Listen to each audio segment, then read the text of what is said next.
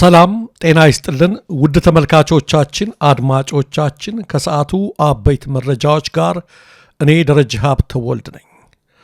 በጎጃም የአገዛዙ ሰራዊት የጅምላ መቃብር ተገኘ።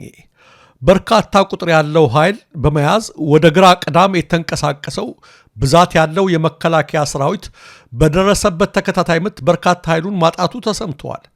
ሰራዊቱ ከፋኖ ኃይሎች በደረሰበት ተከታታይ ከባድ ምት ግራ ቅዳምን ለቆ ሲወጣ በርካታ ወታደሮች የጅምላ መቃብሮች መገኘታቸውን የአካባቢው ማህበረሰብ አሳውቀዋል። በውጊያው የተገደሉ ባለማዕረግተኞችን በተሽከርካሪዎች ጭነው ሲወስዱ ተራ ወታደሮቻቸውን በጅምላ እንደቀበሯቸው ነው የዓይን እማኞች ከስፍራው የተናገሩት። የግራ ቅዳም ህዝብም የጅምላ መቃብሩን በማጠር የወታደሮች የቀብር ቦታ መሆኑን የሚያመለክት ምልክት ማስቀመጡን ከስፍራው የደረሰን መረጃ ያመለክታል። በቦታው የተቀበሩ ወታደሮችን በአሃዝ ማስቀመጥ ያስቸግራል፣ እጅግ በርካታ ናቸው ብለዋል የከተማዋ ነዋሪዎች ለዝግጅት ክፍላችን በሰጡት መግለጫ። የማረጉ ተማረ ክፍለ ጦር ከ20 በላይ ያገዛዙ ሰራዊቱን ሰለባ በማድረግና ከ35 በላይ ወታደሮችን በማቁሰል ድል መጎናጸፉን አስታወቀ። በአማራ ፋኖ ብሔራዊ ኃይል ምስራቅ አማራ ቀጠና ምኒልክ ዕዝ በግዙፉ ላስታ ጀነራል አሳምነው ጽጌ ኮር ስር የሚገኘው ማረጉ ተማረ ክፍለ ጦር ትናንት ባደረገው አውደ ውጊያ ከ20 በላይ ያገዛዙ ወታደር ሰለባ መሆናቸውና 35 ያህሉ መቁሰላቸው ተመልክተዋል። ከግንባሩ የደረሰን መረጃ እንደሚያመለክተው የመከላከያ 12ኛ ክፍለ ጦር 2 ሬጅመንት፣ የ65ኛ ክፍለ ጦር 2 ሬጅመንት ኃይልና የ65ኛ ክፍለ ጦር ሜካናይዝድ በጥምረት በመሆን አንድ ዙ 23 እና 4 ዲሽቃ በመያዝ ከላስታ ወረዳ ብልብላ ከተማ በመነሳት ሌሊቱን የማረጉ ተማረ ክፍለ ጦር ቃኝንና የኮሩን ዘመቻ አመራሮችን ለማፈን ይንቀሳቀሳሉ። የመከላከያ ጦር ወደ 01 ቀበሌ የብርሃነ ክርስቶስ በመጓዝ ላይ እንዳለ መረጃው የደረሳቸው የማረጉ ክፍለ ጦር ኃይሎች ዛዚያ፣ ስላሴ፣ ዳቢያ እና አሞራ ደብር ላይ ደፈጣ በመያዝ የመልሶ ማጥቃት እርምጃ ከፍተዋል። ያን ተከትሎ ትናንት ዳር 16 ቀን 2018 ዓ.ም ከንጋቱ 12 ሰዓት ተኩል ጀምሮ እስከ አመሻሽ 12 ሰዓት ድረስ ለሙሉ ቀን በተደረገ ትንቅንቅ ከ20 በላይ ወታደሮች ሰለባ ሆነው ከ35 በላይ መቁሰላቸውን የገለጸው የምኒልክ ዕዝ ህዝብ ግንኙነት መምሪያ ከጥቃቱ የተረፈው ኃይል ቁስለኞቹን በመጫን በመጣበት መንገድ የኋሊት ማምለጡን አመልክተዋል። ይህ አርበኛ ከማረከው ወታደራዊ ተሽከርካሪ ጋር የሚታየው ማለት ነው። በዚህ አውደ ውጊያ ድል የተጎናጸፈው የማረጉ ተማረ ክፍለ ጦር አዛዥ ፋኖ አውራሪስ ነው። አብይ በድንገት ስልጣን አልፈልግም ብሎ ከሄደ ማን ነው የሚመራን ብላ በጭንቀት እንባዋን ስትዘራ የነበረችው በረከት ገበሬዋ መታሰሯ ተሰማ።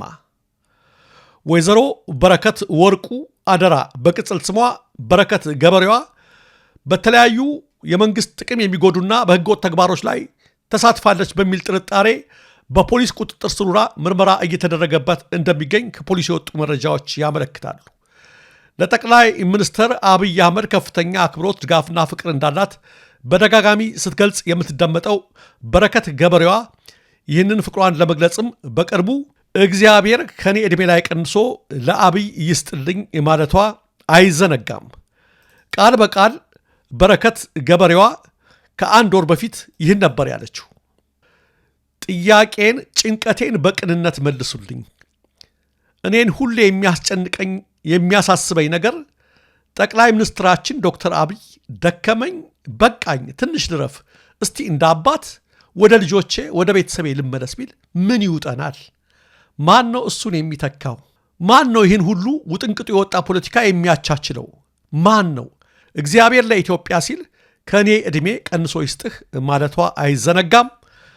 እንግዲህ በአንደኛ ወር ዛሬ ደግሞ በተለይ ከኢንቨስትመንት እንቅስቃሴዋ ጋር በተያያዘ በመንግስት ላይ ጉዳት አድርሳለች በሚል ለእስር ተዳርጋለች። ከ2 ሳምንት በፊትም ከባንክ ብድር ጋር በተያያዘ ንብረቷ በሐራጅ ወጥቶባት እንደነበር ሲነገር ነበር። ዞሮ ዞሮ ያን ያህል ፍቅሯን ስትገልጽና ያን ያህል ተጨነኩ ስትል እኛም ጠርጥረን ነበር።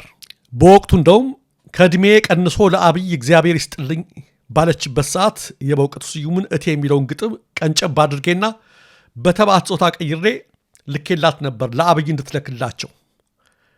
አቢቹ ነው የሚለው ይስጥህ ከቁመቴ ከላይ ቀንሶ ያስረዝምህ አንተን እኔን አሳንሶ ከሰጎን ረዝመህ ስትቆም ከጎኔ ቁመቴን መጹቸህ ጫጩት ላክልኔ ይስጥህ ከጸጉሮቼ ካናቴ ላይ ዘግኖ ይገጠብ ራሴ አንተ ተጎንጉኖ አወይ ጸጉሩ ብለው ጎረምሶች ሲያወሩ ድጥ ራስ ነሽ ብሎ ይዝለፈ ይሰፈሩ አቢቸው እጀን ብትፈልግ እግሬን ብትፈልግ አንገቴን ድረቴን ተሰጠው ሐሳቤን ያደምቀኛል ብለህ ያሰብከውን ሁላ እግዚአብሔር ከኔ ወስዶ ከሰጠህ በኋላ ያስቀርልኝ አይኔን አንተን ማየት ብቻ ያኖረኛል እኔን የሚለውን ነበረ የላክልላት ለአብይ እንድትልክላቸው ማለት ነው ደብዳቤ አድርጋ።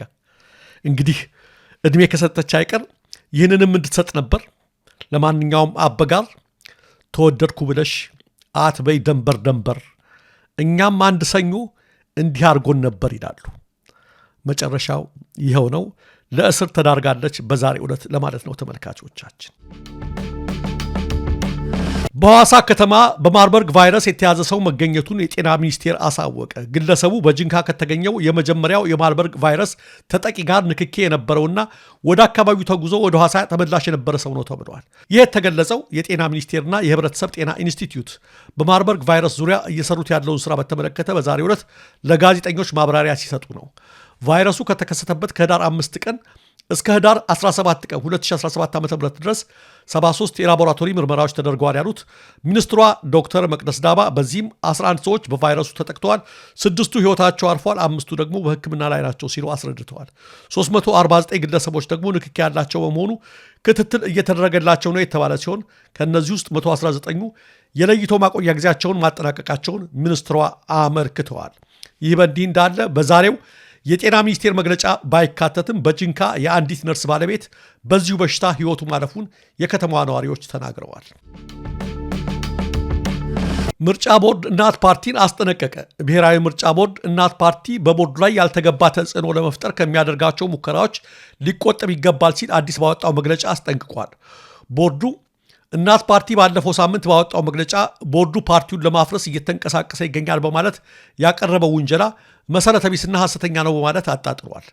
ፓርቲው ሁሉንም ህጋዊ ሰነዶችና የበላይ አካላቱን ውሳኔ ባለማቅረቡ የአምስት ፓርቲዎች ቅንጅት አባል እንዳይሆን ለተጣለበት እገዳ ቦርዱን መክሰሱ ተቀባይነት የሌለውና ፓርቲው ለህግ ተገዥ አለመሆኑን ያሳያል በማለት የወቀሰው የቦርዱ መግለጫ ፓርቲው አሁንም ለሁሉም የላላይ ምክር ቤት አባላቱ ጥሪ አድርጎ የቅንጅቱ አባል ለመሆን አስወስኖ ሲያቀርብ ቦርዱ እንደሚያጸድቅለት ገልጿል። ቦርዱ አያይዞም የፓርቲው ውንጀላ ቦርዱ ከፋይናንስ አስተዳደር ጥሰት ጋር በተያያዘ ከአሁን ቀደም ባገኘው ግኝት የፓርቲው አመራሮች በህግ እንዳይጠየቁና ይልቁንም ከስተታቸው እንዲማሩ አሳልፎት የነበረውን ውሳኔ መልሶ እንዲያጠነው የሚያስገድድ ነው ብለዋል። ቦርዱ የፓርቲው የቀድሞና የአሁን አመራሮች በፓርቲው አሰራርና ገንዘብ አስተዳደር ላይ ከአሁን ቀደም ያቀረቧቸውን ቅሬታዎች ለመፍታት ያደረገውን ጥረት ፓርቲው ፋይዳ ቢስ አድርጎ ቆጥሯል በማለትም የቦርዱ መግለጫ ተችቷል። በዚህ ጉዳይ ዙሪያ እናት ፓርቲ ምላሽ ይሰጣል ብለን እንጠብቃለን። ፓርቲው ምላሽ እንደሰጠ ይዘን የምንቀርብ ይሆናል። አገሬ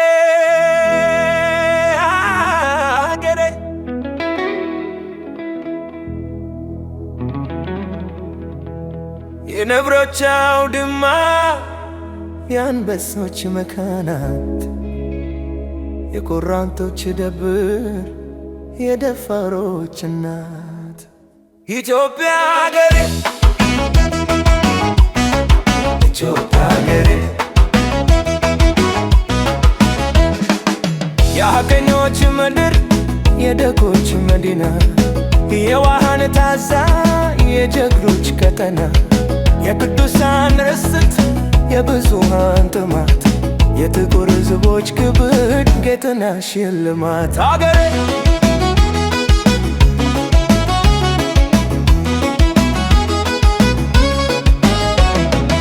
የስልጣኔ እምብርት ማህፀነ ዩሲ ቀዳሜ ፍጥረት ለዘራ ብልሲ በእምነት የተገዛሽ ለአምላክ አማልክት የመቻቻል አምሳል የፍቅር ምልክት ኢትዮጵያ ሀገሬ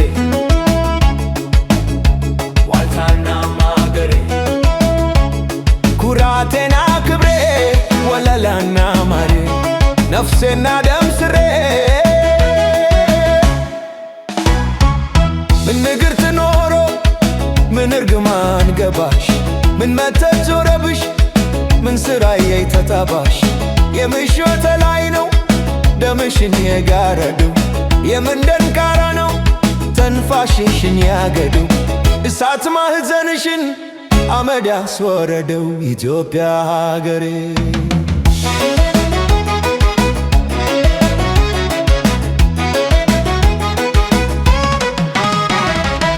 የወጡበት መንገድ ጀግኖቹ በሰልፉ እንደ ርብቃ ልጆች እየተገፋፉ አንበሳ ሚተፋው በመልክ ባይነቱ ወላድ ድባብትት የተባለለቱ ያብሩክ ማህፀን የናባባ ኩሬ ምን ሆኖ መከነ ምን አገኘው ዛሬ ኢትዮጵያ ሀገሬ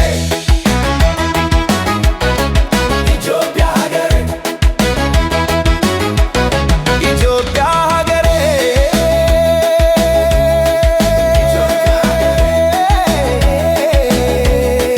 ኢትዮጵያ ሀገሬ ኢትዮጵያ ሀገሬ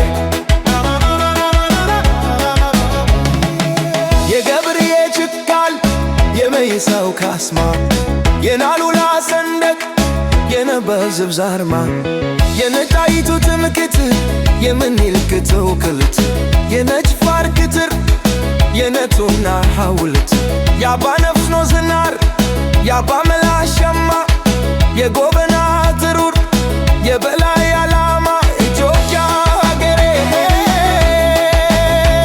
ሀገሬ ሀገሬ ሀገሬ ዋልታና ማገሬ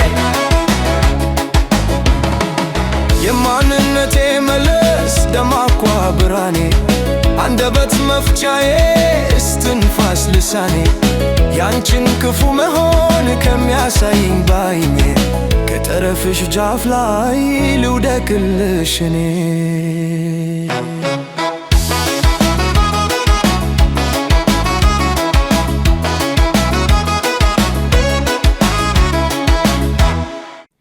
ተመልካቾቻችን አድማጮቻችን ስትከታተሉት የነበረው የሰዓቱ መረጃዎች እነዚህ ነበሩ። ለትክክለኛ ለወቅታዊ ለፈጣን መረጃዎች እንዲሁም ለቁም ነገር አዘል ዝግጅቶች ደሬ ኒውስን ይከታተሉ። ኢትዮጵያ ሀገራችን ምስራቅ አፍሪካችን በሰላም በአንድነት በሞገስ በነጻነት በፍቅርና በክብር ለዘላለም ይኑሩ።